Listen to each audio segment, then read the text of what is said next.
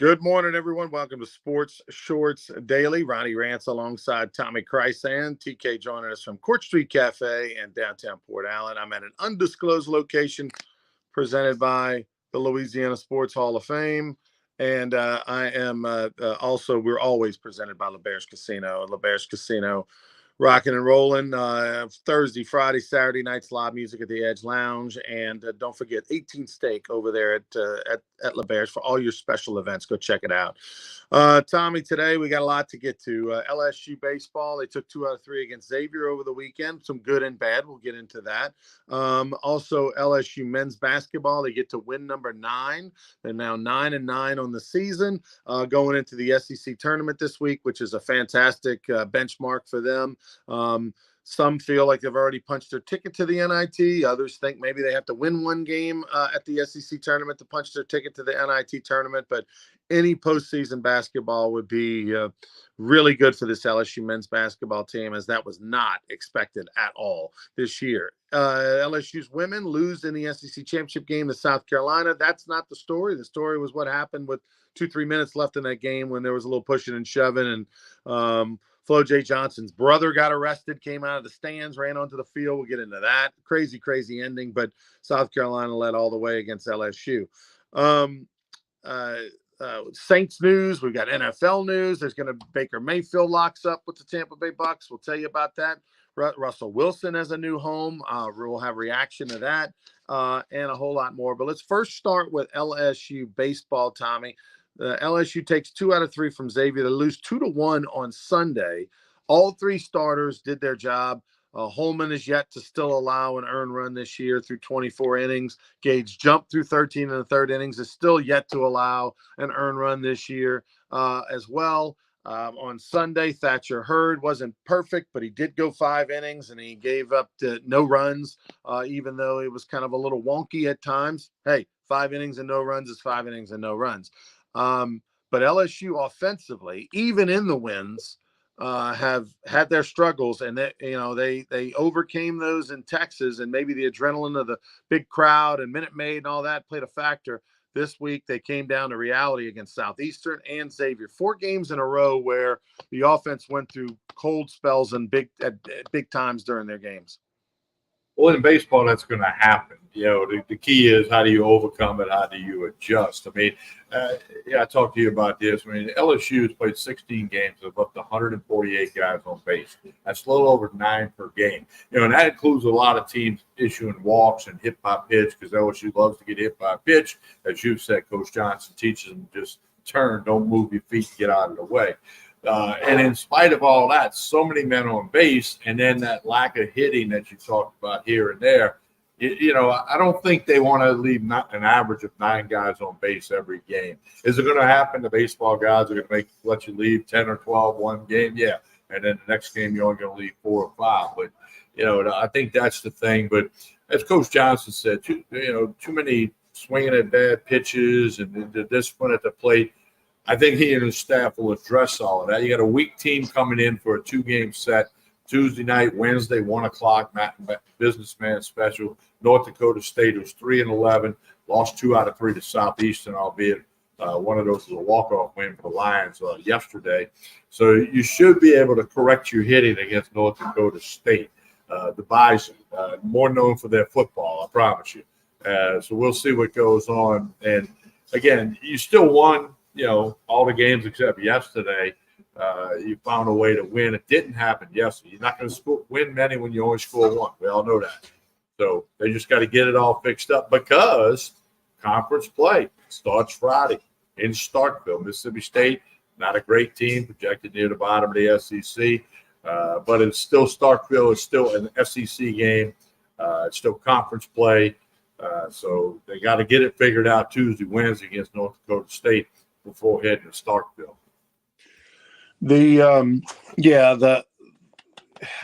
Offensively, Tommy, we said going into the season that we thought we knew what LSU was. We thought we could count on the 3 catchers, Neil Milazzo and Travinsky. We kind of knew what you were getting there. You knew what you were getting, Tommy White. You knew what you were getting in Jared Jones. You knew what you were getting in Bingham. from Arizona. I mean, a guy had 3 years in college and, had a body of work in the Pac-12 and all that. 360 average last year, 90 something hits. I mean, you knew what you were getting with those guys. What you didn't know was what you were getting because you hadn't seen it yet. They weren't battle tested enough. They hadn't done it over against high level competition enough. You didn't know what you were getting with Kling. You didn't know what you were getting with the third outfield spot, whether it be Brown or somebody else. You didn't know if Braswell was going to step up offensively from the hitting 210 or whatever last year. You didn't know if Pearson could play second and if he would hit better than 250 because he was sub 250 last year. So you had 5, I think, of the 9 in your lineup that you felt like you knew what you were going to probably see. And then 4, you didn't really know. You hoped, but you couldn't take it to the bank. Well, here's what we know with 2 games left before you go into SEC play. We know that Bingham is hitting 100 points less than he did at Arizona a year ago. We know that Jared Jones still can't hit a breaking ball and is struggling mightily going into SEC play. I mean, where he's only going to see a breaking ball 95% of the time. We know that Tommy White is pitch recognition is worse than it was a year ago. He's swinging and missing at balls at times 2 feet away from his bat. Now he overcame it last year with Dylan Cruz on base and others behind him, and he was an outstanding 2-strike hitter. He only got 2 home runs. He's only got 2 home runs. This is non-conference pitching, 2 home runs. Now 313 with 2 homers, and he's got a good on-base percentage and all that. Look, for normal mortals, he's doing great, but not for Tommy White, not for National Player of the Year, for top 10 round draft pick, all that kind of stuff that he was supposed to be. And again, people generally, their batting average goes down, not up, when it comes to SEC play. You beat up on all that non-conference stuff, and your averages usually go down. Not this year. So LSU's got a lot of guys that are subpar. Braswell's a nice surprise. He's hitting over 250. That's the key for him. Hit over 250, great. Under 250, Milam has been the story. He's been the MVP through the first month of the season at second base, and he's taken that spot. Okay, great. Kling, he's hitting 260. And you got Kling and Bingham both hitting 260. You needed them both to be hitting 50 to 100 points higher, and so it's a trouble spot, Tommy. You'd like, hopefully they can beat up on North Dakota State and get some confidence going into Mississippi State. But like I said, averages usually go down in SEC play. They don't go up, and the fact that yours are already down going into SEC play means that you're going to rely so heavily on your pitching this year. You really are. And the other thing too is, the 10-game SEC weekend schedule, 10 weekends, the first 5 are much tougher than the second 5. Get Mississippi State out of the way, but it's on the road, okay? And then it's 4 in a row that are going to be, Florida and Arkansas and Vanderbilt, Tennessee, and I might have the order off there, but that's going to be a quick test. And those numbers, you and I always like to look at the batting average and then league play batting average. And, a snapshot of one weekend, you don't want to read too much into that either way.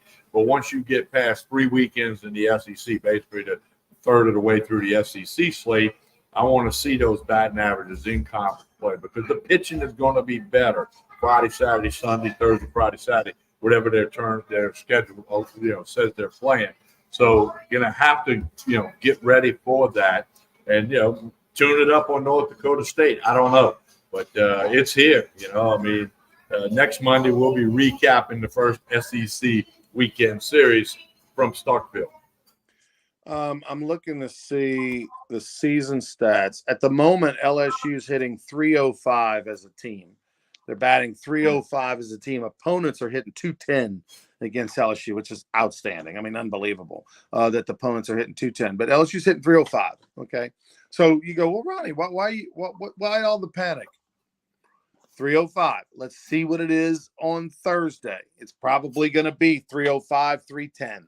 Let's say they go crazy against North Dakota State. It goes to 310. Okay. If LSU in SEC play can hit 275 or better, they'll have no problems. But if they hit under 275 in SEC play, then it's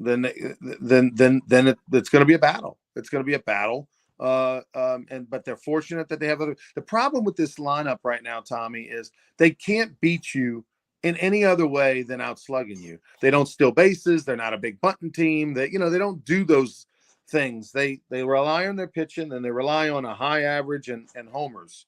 And they're not doing that right now. And in fact, they're trending in the wrong direction at the moment.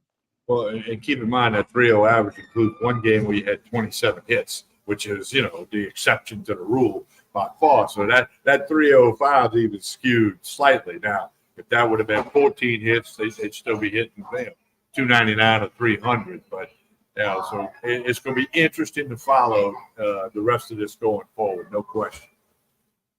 LSU softball. Tell us what's going on there. Big story. 22-0, the only Division I softball team still undefeated. They took 3 from Kentucky on the road, SEC play. They'll play Texas tomorrow at 11. I wonder why that's an 11 o'clock game tomorrow.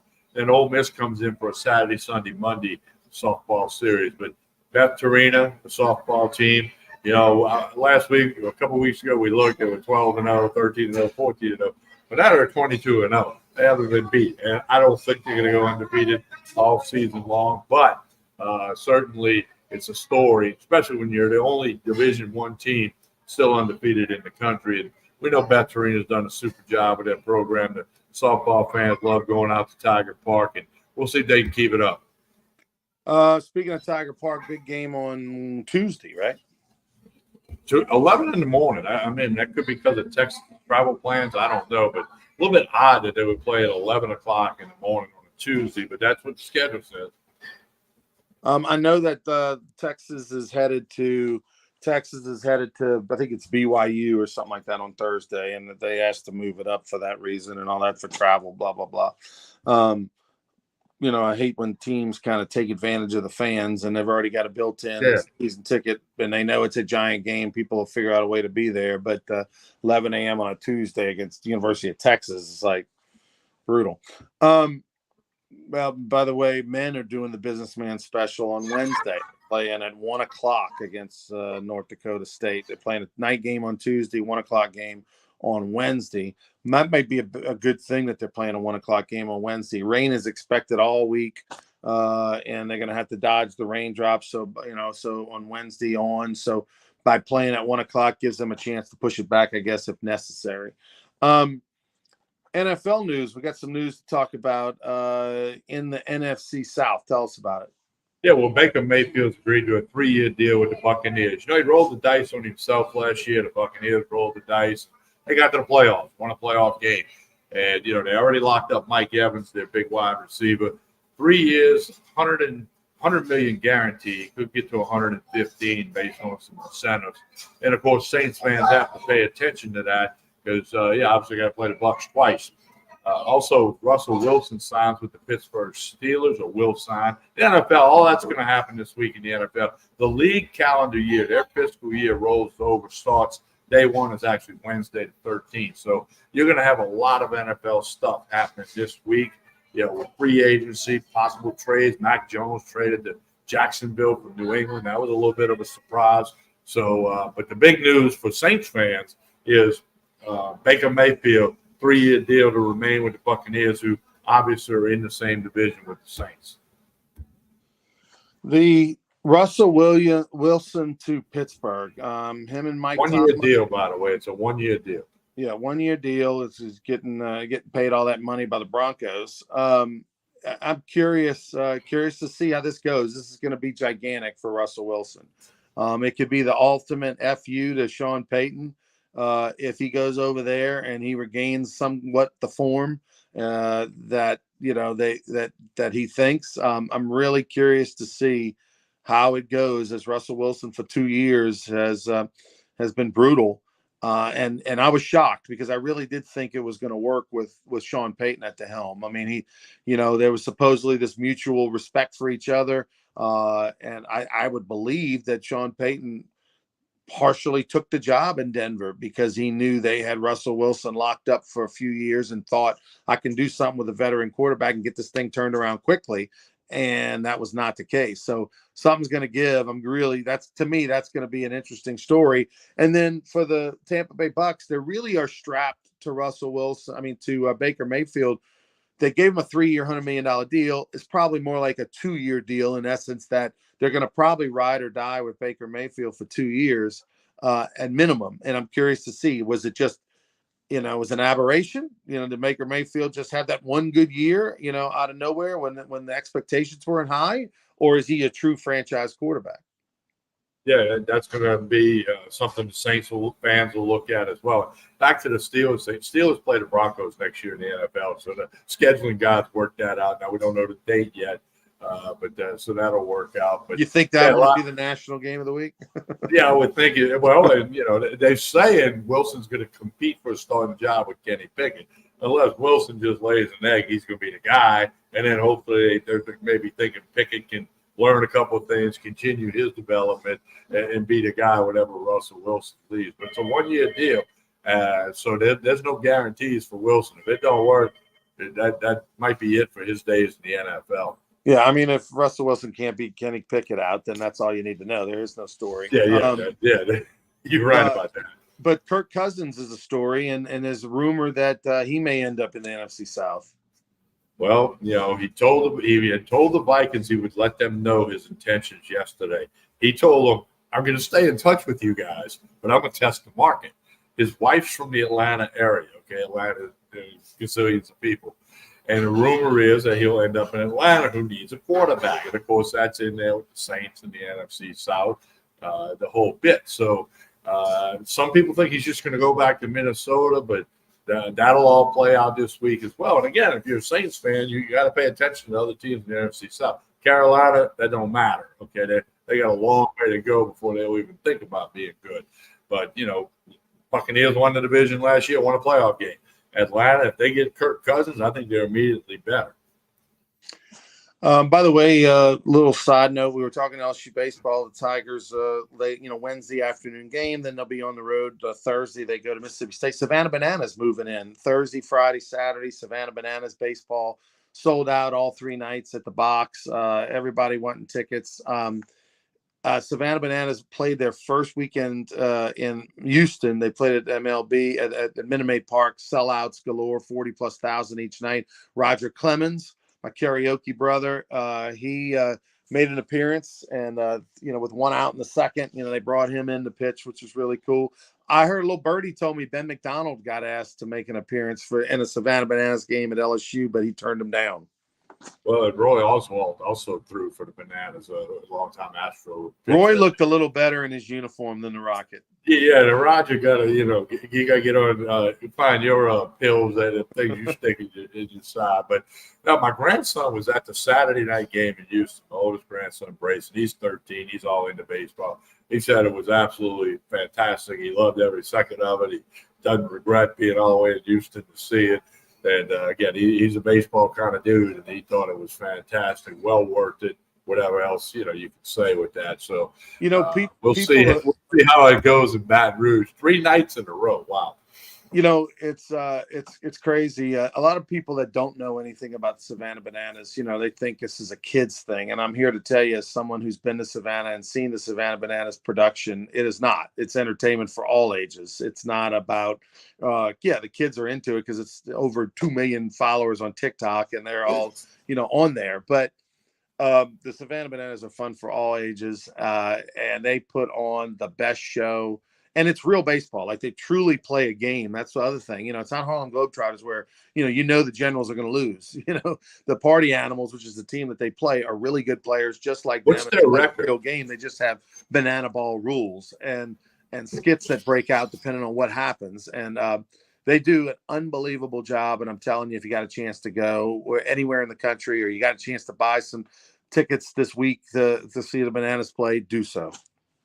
Yeah, I'm thinking the third game Saturday might have a few more tickets available. after the thing wears off a little bit Thursday. I could be wrong. It might just be. Well, it's not the same people going. It's not like LSU baseball. No, I know. No, I know. Going all 3 games. It's a different crowd each night. Well, I turned my name into that ticket lottery a couple months ago, trying to get some, figuring the grandsons might want to go, and I was not chosen. But I remember reading that like 150,000 people put in for those tickets, and I guess 3 nights in the box is what, 30,000, maybe a notch above that.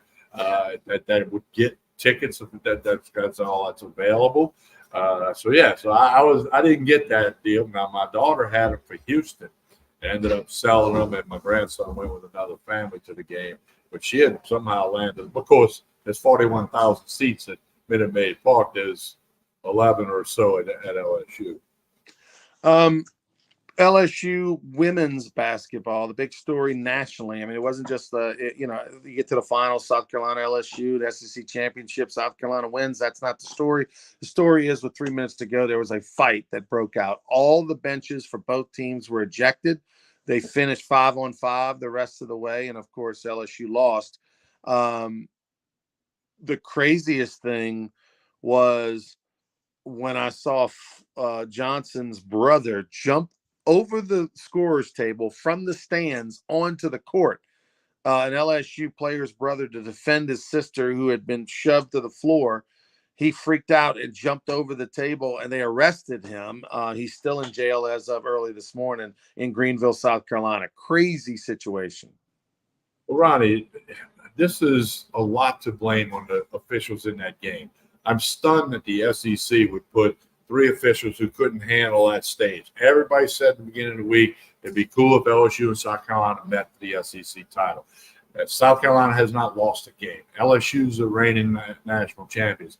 And you had 3 refs that could not handle this game. And if you look closely at the video, one of the female refs, there were 2 females and a male, as soon as the thing breaks out, and very shortly after Cardoso pushed Flau'jae to the ground, she's right there in the middle of it. She hauled ass across the court. She wanted no part of it. I know this. I think I know this. The referees are supposed to help restore order when things like that happen in any sport. And she just couldn't handle the moment and ran like she was on the other side of the jump ball circle away from the fight when cooler heads were finally prevailing. And then when you look back, Angel Reese pulling the hair of Cardoso, no foul. Some intentional fouls were called that shouldn't have been intentional. And there was some that, these refs just crumbled. They crumbled on the big stage with 2 of the premier programs, top teams in the country, playing for a title to win an SEC tournament, and they just couldn't handle it. So, and Kim Mulkey said that after the game, only 2 fouls in the fourth quarter, that one on each team. That, I get it, swallow the whistle, let the players play. It's a championship game, but they totally lost control of this game, the entire game. And social media, fans know what's going on. Fans can tell. Social media, it was a consensus that these refs just crumbled on this stage. And that's unfortunate for the SEC and for those 2 teams, because that's what's getting talked about. South Carolina, odds-on favorite to win a national championship. LSU should make a run in the tournament, but without any depth, which you talked about months ago, without any depth on that bench, it runs into problems when you play a South Carolina. It doesn't matter when you play a Southeastern, in a non-conference game, but it's going to matter. Maybe not in the first round of the NCAA tournament, but going forward. But it was an ugly scene that fortunately didn't get super ugly, in my opinion, because the police, there were plenty of police and security personnel, and then coaches from both staffs did a good job, like they're supposed to do, to try to calm this thing down from further escalation. But that one referee, she hauled ass. She wanted to have nothing to do with it. I would doubt if she ever refs another college game. That's how bad that look was. And then they have these 3 refs in that championship game. The SEC's got to do better than that. Yeah, but they won't. And, the championship game last year that LSU played in against Iowa was terribly ref. Correct. And nothing's changed. So I don't expect anything like that change. Speaking of bad umpire and a reffing, how about Friday night's home plate umpire? I don't know if you watched LSU baseball on Friday night, that was Hood was a guy who was an umpire in the College World Series last year in Omaha. He's one of the part of the rotation over there. he was flat out You mean, terrible I Saturday mean night. Jeff Head? I mean, Head as in Hood. Yeah. No, He's terrible. He's taken over for Walsh, Tony Walsh, who got terrible at the end of his career, and he's not doing it anymore. I remember meeting Jeff Head that year I worked for the SEC a couple of times in Baton Rouge. And he's a good guy, knows the rule book inside and out, but he struggled with the strike zone. And that's, you hate to see that because, as you know, Ronnie, and all baseball people know this. If that guy's going to call that pitch right on the bottom of the zone all day, call it for both dugouts for 9 innings, and it's up to the hitters and the team to adjust. But he had a bad day. There's no question about it. He had a bad day at the, behind the plate. And that affects both teams, not just LSU, it affects the other team. But we all know you got to adjust. Pitchers have to adjust, hitters have to adjust. But when the ump is that bad, it makes it tough. Your audio went out, Rod. All right, we'll get Ryan to jump back in here in a minute. Here at Court Street Cafe. Let's tell you about Court Street while Ryan steps away. Breakfast, lunch, dinner. Got the full-service bar right behind me. 805 Court Street in Port Allen. Jason and the staff do a super job here with Court Street Cafe. So we do want you to check them out. Just a couple of minutes over the Mississippi River Bridge in Port Allen. We want you to check them out if you have not done so already. All right. So for Tommy, I'm Ronnie. We'll be back Wednesday and Thursday this week. Wednesday, Thursday program and note for Sports Shorts Daily presented by LeBear's Casino. So please like and share this video. I'll be on the call Tuesday and Wednesday for LSU baseball on ESPN Plus SEC Network with Lynn Rollins. So we'll be doing the Tuesday, Wednesday North Dakota State game. Hopefully LSU can kind of break out of their hitting slump. They're going to need to before they head on the road Friday, Saturday, Sunday at Stark Vegas. For Tommy, I'm Ronnie. We'll be back on Wednesday. Until then, have a great one, everybody.